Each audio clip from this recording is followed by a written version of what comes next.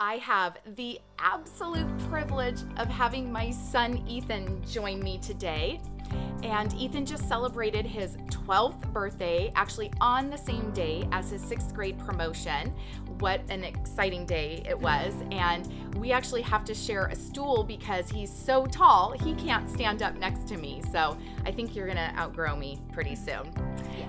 So Ethan and I were having a really good conversation, and he had some words of wisdom that I wanted to share with you. So a few years ago, Ethan, you had a lot of responsibilities and it was quite overwhelming. And so how did you handle that? How did you kind of get yourself out of all of that overwhelmed situation? Well, I focused on things I enjoyed the most and what I had to do, so school, and so I dropped some activities so I didn't have to come home stressed after one activity and go to another. And how did you determine which activity? Like you said, school obviously was number one, but among the activities you were doing, how did you choose which one to keep? Well, I chose my favorites out of all of them, so I chose baseball as my favorite activity. Awesome. So now that you've been focused pretty much for the last 3 or 4 years now on school and baseball, and then it's allowed you to even have some more free time, right, for fun, because that's important to have fun.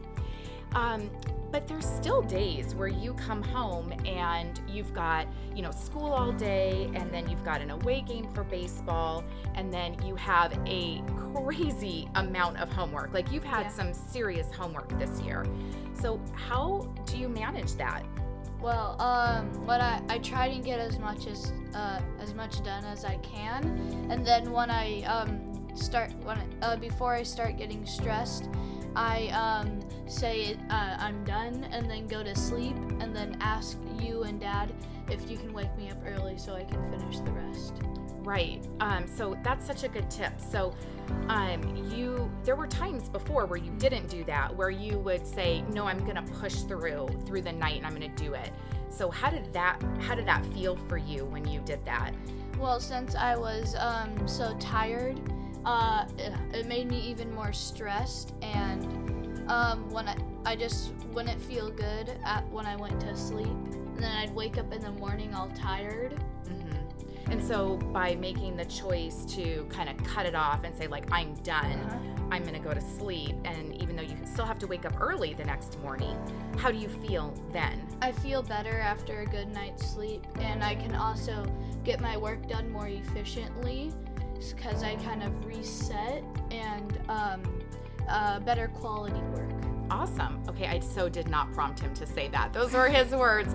So more efficient and better quality of work. I love it. So Ethan's 12-year-old wisdom to us is number one, be focused on the activities that you need to do and you enjoy the most. And number two, get rest. Take those breaks, and it helps rejuvenate you so you can be more efficient and have better quality, right? Yeah. Awesome. Well, I'm here to help you live a happy, healthy, and balanced life. Until next time.